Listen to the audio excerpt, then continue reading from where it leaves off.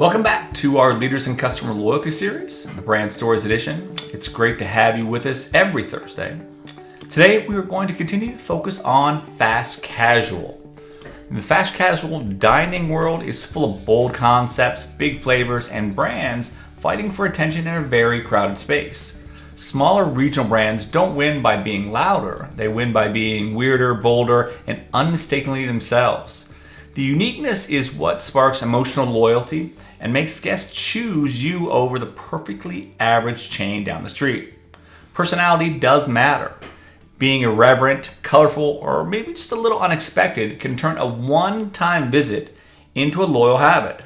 And today, personalization is the name of the game. Loyalty programs aren't just data engines, they're engagement engines. When brands combine personalization with smart gamification, they boost participation, increase engagement, and give customers a reason to come back. Today, we're going to hear from Head Burritos, a smaller, fast casual brand that's leaning into its identity, using loyalty to amplify what makes it different, and delivering real value to customers in the process. Today, we welcome Peter Wiley. He's the Vice President of Marketing and IT at Head Burritos. Welcome to the Leaders in Customer Loyalty podcast. Peter, how are you? Doing great. Thanks for having me. Now, first off, for those who may not be familiar with Head Burritos, can you tell us a little bit about the brand, where it was started, how it was started, and what's led to the great success? Sure. Yeah, we started in 2007. We're based out of Dayton, Ohio.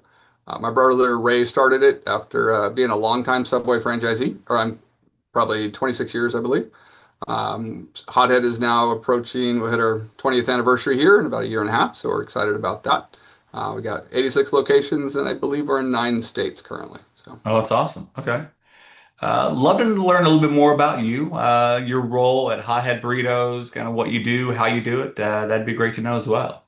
Sure. I've been involved since it started, going way back, again in '07. Brother called me and said, "Hey, I'm starting a brand. Can you work on a website and a logo and some graphics?" And so I've been doing the marketing side of it ever since we got going. At that time, I was actually living in Bend, Oregon. And then as things started to grow, I migrated out here to Dayton, Ohio. Been here about 15 years and just slowly taking on more and more as we do marketing. We have pretty much a full in-house marketing team, taking on more of the IT, the point of sale, which kind of integrates gift cards, credit cards, a whole bunch of things now. So. Okay, that's awesome. Well, congrats on that. When you look at your role, you talked about taking on more things. Everyone's wearing numerous hats these days. Yep. IT, marketing is all becoming more complex, more technologies out there. What do you think is the biggest challenge you face in your role? I'd say the biggest challenge is, figuring out what to do where and when, which sounds maybe a little broad of an answer, but you have so many platforms now where you're trying, market it. When we kind of got started, right, you had, broadcast, cable, radio, maybe some billboard and direct mail. Say like 5 different things. And now just on the digital platforms, you have, Reddit, Spotify, YouTube, Instagram, TikTok, Snapchat, Facebook, and what goes where and when and how much. So that's what we really try to balance and figure out, where do we maximize our dollar? How does the IT and the marketing tie together to work and provide actual data to make a decision? So. Absolutely. Yeah, it is a very interesting time. Just the proliferation of different technologies, how brands engage with them. We actually did a study on Gen Z last week, a research study, and just had a call with some of the members. And most brands aren't really actioning on a lot of the data they have, right? Targeting different groups is challenging. But optimization of the channels, as you mentioned, is a big opportunity, right? Knowing what generations engage with which channels and how you get that message out is good. But it's also very challenging because there seems to be a new one every year. So the challenge is to keep up. So Head Burritos, and you have a pretty strong regional following, been known for kind of a bold, flavorful menu. How do you describe the brand today, and what makes it stand out in the fast casual industry? I think we differentiate ourselves from our competitors. As I'd say, bold flavors are there. Unique flavors can be there. We're not super traditional Mexican or Hispanic flavors. We mix in a little bit of everything, anything from barbecue to teriyaki. Um, and then we're also pretty fun. We try to have a good time. We got a mascot, which a lot of the other brands don't have. So our mascot's name's Leroy. So you see him in more and more marketing campaigns, more and more of our commercials. So it really, I think he helps distinguish, give us personality, give us somebody to relate to as a person. So we're trying to build that relationship as a brand with the consumer based around a flavor profile and also a little bit based around a character. Okay. In the fast casual industry, there's a big discussion we've had with a number of restaurants, fast casual, about choice and conversion. I kind of a picky eater, right? I like a burrito chain I go to quite often, kind of used to it. I'll try something once in a while, but the key is getting people who may be using or going frequenting other brands kind of to choose, make a choice to come to Hot Head Burritos and then convert them, right? So when you look at that kind of choice to conversion, obviously you want to win visits, win hearts, win minds. How do you kind of look at that? How do you get people to kind of choose and then convert to Hot Head? We have a number of differentiating factors, which helps us with the choice if I want to try something different. A lot of our competitors are pretty standardized. You have, five or six choices that you can put on your burrito or bowl, versus we have, I think we're currently at about 16 sauces, anything from super hot, super just sweet and mild. We also brought in a toaster or a speed oven a number of years ago. That again adds a little differentiating factor. We're currently in Ohio. It can get kind of cold in Ohio sometimes, so having a nice crispy toasted burritos, we call it, or bowl. We can do our bowls as well. Gives you just another element of, hey, it's always hot and the flavors kind of melt together. You get some nice melty cheese in there too. And then we have some other toppings. We have pineapple, for instance, which is kind of unique in the space. We have a couple different the banana peppers. We brought in Mexican rice, which is unique in the space not too long ago, and that's gone really, really well. So, Okay. That's yeah, all. And you have a rewards program, right? The Hot Head Rewards Program. Can you correct. tell me about the program, how it was started, kind of what the goals, objectives are, and how you keep it up to date?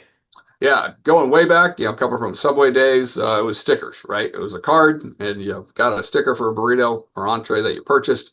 And I think it started off as a redeem with 10. And over the years, as we grew, we're like, man, we really need to move to digital. So we gave digital a try on one platform. It was a challenge. I mean, people liked, crazy enough, really liked the tangible physical sticker card. But there's tons of fraud, tons of theft. We'd have a sticker roll go missing, and you're like, dude, that's a lot of cash. So we're on our third provider of digital over probably the last 10 years. We've changed Okay. POSs, which allowed us to change to a different provider. And we built it around points, but we give you flexibility. So every dollar you spend, you get a point, and then the different items have different redemption levels. So a taco may be 30 points, a burrito is 120 points, a drink may be 50. So you can really mix and match and use it however you like. We're working on adding in some merch options to let you redeem for stuff beyond just food, can make it a little more fun and engaging. Okay. And there's a big push right now in many industries for value, and points and discounts obviously are usually what customer loyalty programs are about. But then understanding surprise and delight and other kind of Mhm. value factors. But right now, customers, you gotta have the tale of two cities right now. The kind of Yep. the upper middle class are doing well. Maybe the lower middle class may not be doing quite as well. So how are you looking at value, and how do you make sure the customer loyalty program not only has, attributes and benefits from points and discounts, but also can stay relevant in the value arena in areas that aren't just transactional? Yeah, as we speak right now, we just launched our LTO. That is a $9.99 value meal, which is the first time we've ever done anything like that. But as you said, value is king right now. Every brand's talking about it. There's even extra value meals. I'm not sure what those are different from a regular value meal. But so we brought this in. Another unique factor is we have a little burrito and a little bowl. So we were able to put together a little meal deal. So it comes with chips, drinks, salsa, option to upgrade to queso, and a little burrito or a bowl, your choice of toppings. And it's been really surprisingly even better than I thought it would do. It is probably one of our top LTOs we've done in the last 5 years, just based on the sheer number of how many are being redeemed. And historically, our little bowl was not a huge percentage of sales, even though it was unique to us. People just, always went for the big one. And so this is causing people to, A, one, become aware of our little bowl, a little burrito, and B, hit a price point that a lot of people are very comfortable with. Okay. The mobile app is a very important part of kind of a customer loyalty and kind of customer engagement strategy. Can you talk a little bit about how the mobile app kind of works in sync with the customer loyalty program to create engagement, to create kind of unique opportunities to kind of meet the customer, where they are?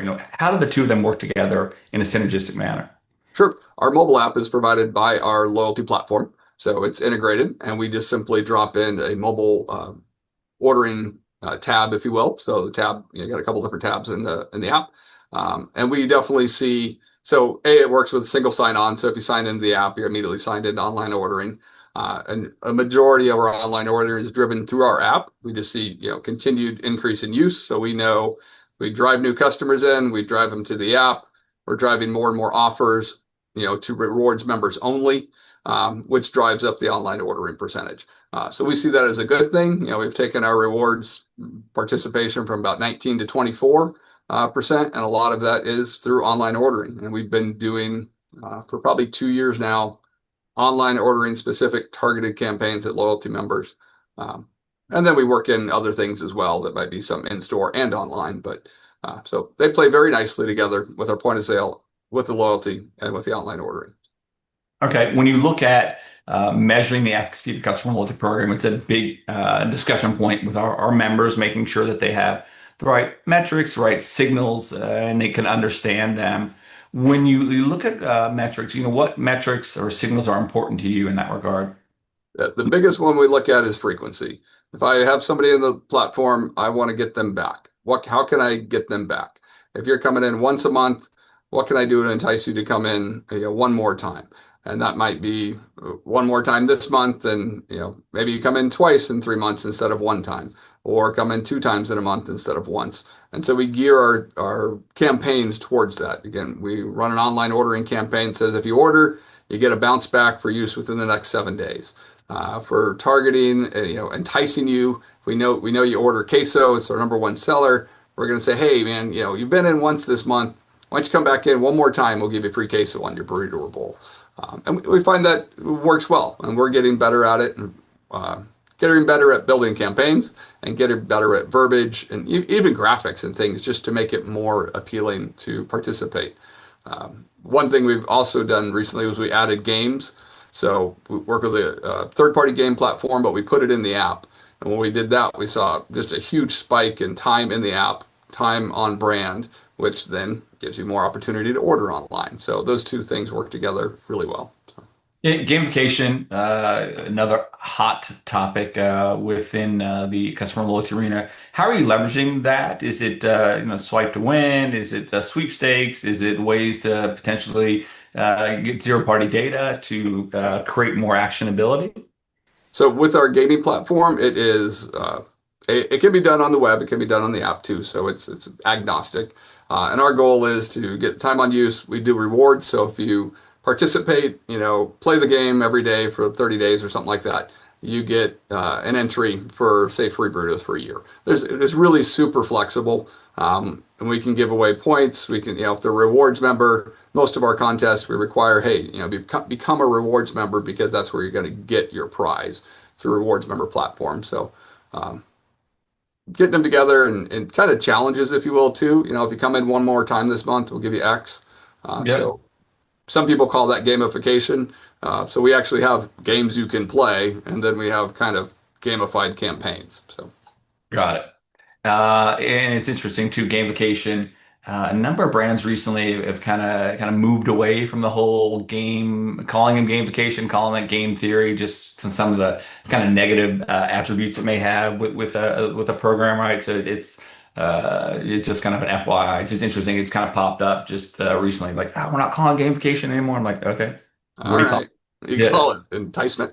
Yeah, yeah. So I think they're trying to frame it as more of an engagement paradigm, right? Because Yeah. that's hot buzzword right now is the engagement platform Sure.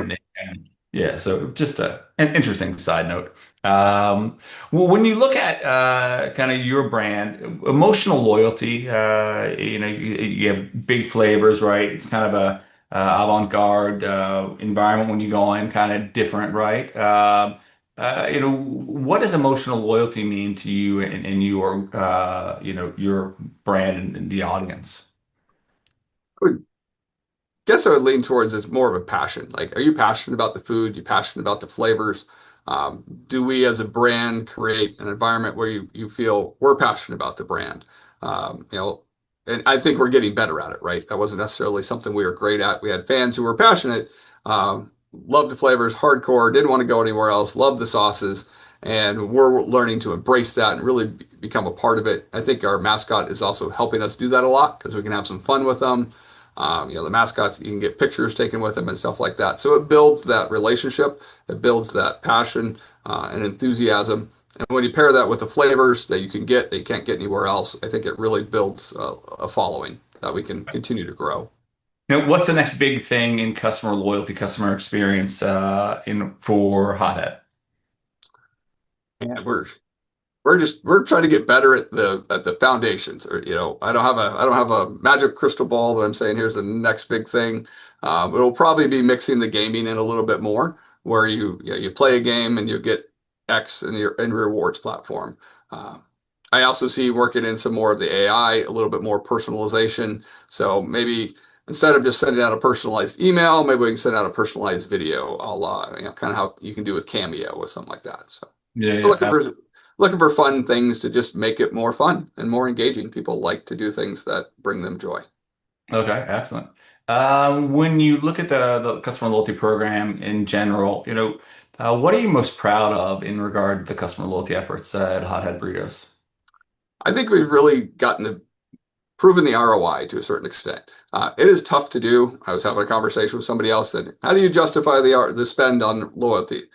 Well, we're paying X a month, and what's the return? And that comes back to that guest acquisition, that guest frequency. When we look at that, I think we can very clearly show that what we're paying on a per store basis, you are getting a really good bang for your buck. Versus if you were to take that exact same amount of money and try to go run ads on Facebook or generate any other type of return, we clearly generate a return, which I'm proud to do that because we're a franchise, but we also operate, I think we're at 12 corporate stores now. I operate 10 as a franchisee. So we're not just top down, making things up. Like whatever we do impacts us as much or more than anybody else in the brand. Yeah, absolutely. And I think, personalization's a pretty significant area of focus within the customer loyalty community, being able to understand preferences. And I think it resonates in a very unique way. But getting that right is a challenge. So many different data sets, right? Being able to PII that person across the data channels can be a Right. significant challenge as well. Absolutely. So, last question, what can Loyalty 360 do to help you and your team in your customer loyalty efforts? I love just having a network and being able to talk with different people and brainstorm different ideas. We certainly don't know it all. So anytime I can connect with people who maybe have more experience, come up with creative solutions, that's what I'm looking for in all these type of communities. Absolutely great. Well, thank you very much for doing that. We now have a couple quick fire Okay. questions. Which loyalty programs do you belong to?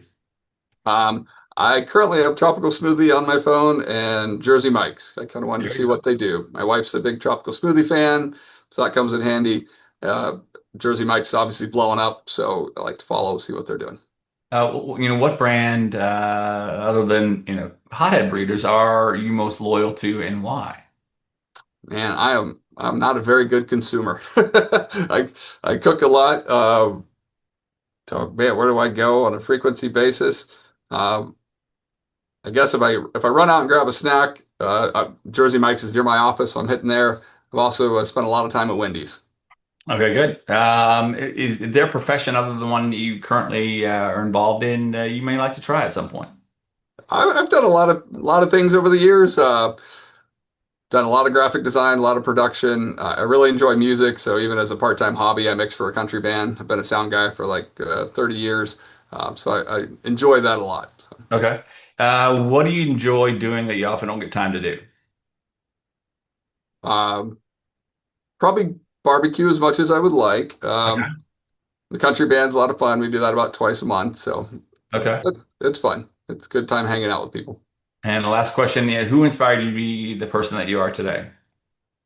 And there's quite a few. I don't know if I can put a name on one. I read a lot of books, so I try to read like 2 books a month. So I got a whole bunch of things feeding into what I'm working on. I'd say probably the most influential thing was a program called Halftime I went through. Okay. It's kind of what am I doing? Where am I going? Which way am I headed? Did that about 2 years ago and still work with that group today. So. Okay, perfect. And Peter, thank you very much for taking the time to join us today. It was a pleasure speaking with you and learning more about Hot Head Burritos and the customer loyalty program. It was great hearing your passion, the reverence you have, and just the fun you have with the brand and the loyalty program. So it's great to hear that. I also wanted to thank everyone for taking the time to tune in today. Make sure you join us back every Thursday for a new episode in our Leaders in Customer Loyalty podcast, the Brand Stories Edition. And make sure you subscribe and follow us on YouTube and across other social media channels listed below. Until then, have a wonderful day.